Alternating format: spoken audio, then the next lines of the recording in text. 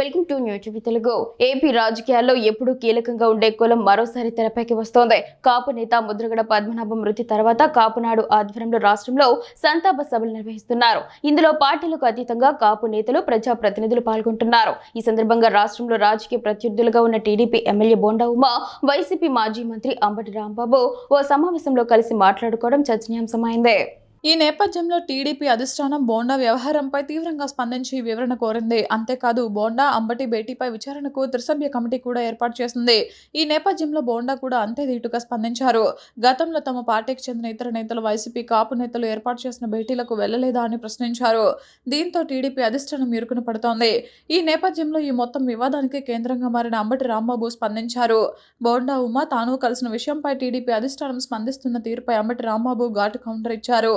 గతంలో చంద్రబాబు వైసీపీ నేతగా ఉన్న విజయసాయిరెడ్డిని కలవలేదా అంటూ వీరిద్దరి ఫోటోతో ఓ ట్వీట్ చేసి ప్రశ్నించారు. నాటి కలయికలో లేని తప్పు నేటి కలయికలో మాత్రమే తప్పు ఎలా కనపడిందంటూ అమ్మటి ప్రశ్నించారు. దీంతో టీడీపీ అధిష్టానం ఏం చెప్పాలో తెలియక సతమతమవుతోంది. మరోవైపు కాపునాడు కూడా ఇదే విషయాన్ని టీడీపీని ప్రశ్నించింది.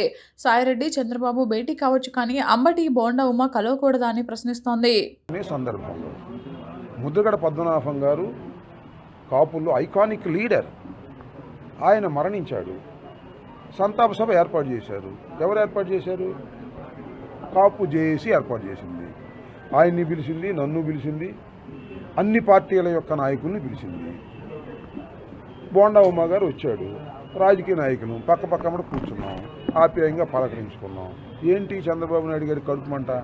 నాకు అర్థం కాల. నా పక్కన కూర్చోకూడదా? అంటే తెలుగుదేశానికి సంబంధించిన వ్యక్తులు, వైసీపీకి సంబంధించిన వ్యక్తులు ఒకానొక సందర్భంలో ఒక విషాద సంఘటనలో పక్క కూర్చోకూడదా? నాకు అర్థం కాల. ఏంటిది? చంద్రబాబు నాయుడు గారికి వయసు పెరిగిన కొద్దికి బుర్ర తగ్గుతున్నట్టుంది, లేదా విషపూరితమైన ఆలోచనలు పెరుగుతున్నట్టుగా అనిపిస్తున్నాయి. నేను అడుగుతా ఉన్నా, ఆయన వచ్చింది? రోషి గారు రాలేదా? జనసేనకు సంబంధించిన రోషి గారు రాలేదా? మాజీ శాసనసభ్యులు. అలా విధంగా మరి జనసేన అధ్యక్షుడు గాదే వెంకటేశ్వరరావు రాలేదా? వాళ్ళు పార్టిసిపేట్ చేయలేదా? ఒక మహానాయకుడు మా కులంలో, మా సామాజిక వర్గంలో ఒక మహానాయకుడు మరణిస్తే మా సామాజిక వర్గం అంతా కలిసి ఒక సంతాప సభను ఏర్పాటు చేస్తే ఆ సంతాప సభలో కూడా కలిసి ఉండకూడదు అనేటువంటి ఒక దుర్మార్గమైన ఆలోచన నారా చంద్రబాబు నాయుడు గారు చేయటం చాలా దురదృష్టకరం. ఇంతేకాదు మరొకటి చెప్తున్నా, మొన్న రాజమండ్రిలో జరిగింది సంతాప సభ. మరి అక్కడ జ్యోతి నెహ్రూ గారు వచ్చి దానిలో పార్టిసిపేట్ చేశాడే. అంతేకాదు మరి జనసేన నుంచి చాలామంది వచ్చి మరి ముద్రగడ గారికి నివాళులు అర్పించారే. ఏ మాటకా మాట? పవన్ కళ్యాణ్ గారికి ఆ దుర్బుద్ధి ఉన్నట్టుగా లేదు, చంద్రబాబు నాయుడుకి ఉన్నట్టుగా. పవన్ కళ్యాణ్ గారు ఏం మాట్లాడలా. వెళ్తే వెళ్ళారులే, ఒక సామాజిక వర్గానికి సంబంధించిన వాళ్ళు ముద్రగడ పద్మనాభం లాంటి గొప్ప వ్యక్తి మరణించాడు కాబట్టి ఏదో సంతాప సభకి వెళ్ళారులేమని చూసి ఉన్నట్టు ఊరుకున్నాడు. కానీ అబ్బే మన చంద్రబాబు నాయుడు గారికి మాత్రం కడుపు మంట. మీరైతే బాగుండొచ్చే. నాకు తెలియక అడుగుతానండి, చంద్రబాబు నాయుడు గారు రామోజీరావు ఎవరండి? రామోజీరావు ఎవరు? పార్లమెంట్ సభ్యుడిగా చేశాడా? లేదు. ఎమ్మెల్యేగా చేశాడా? మంత్రిగా చేశాడా? ఆయన చనిపోతేనేమో 12 కోట్లు ఖర్చు పెట్టి సంతాప సభ పెట్టాడు చంద్రబాబు నాయుడు గారు. మేము సంతాప సభకు డబ్బులు అడిగామా? అసలు ఇస్తానన్నటువంటి లాంఛనాలు కూడా తిరస్కరించాడు ఆయన కుటుంబ సభ్యులు. మేము డబ్బులు అడగలేదే.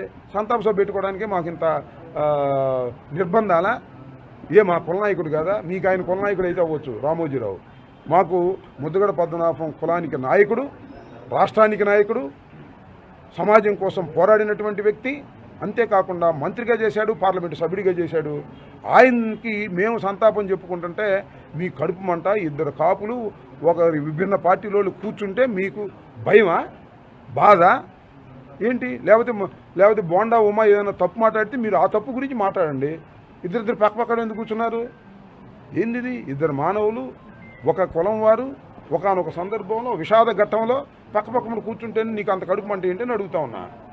రామోజీరావు ఏమో గొప్పోడు, ముద్రగడ పద్మనాభం ఏమో తక్కువడా? రామోజీరావు కన్నా ముద్రగడ పద్మనాభం 1000 రెట్లు గొప్పవాడు. Ramoji Rao white collar criminal.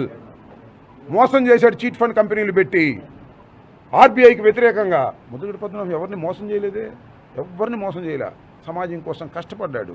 ఆయన సంతాప సభ పెట్టుకుంటే నీ కడుపు మంట, రామోజీరావు సంతాప సభకేమో 12 కోట్లు ప్రజాధనాన్ని పెట్టి నువ్వు చేస్తావు.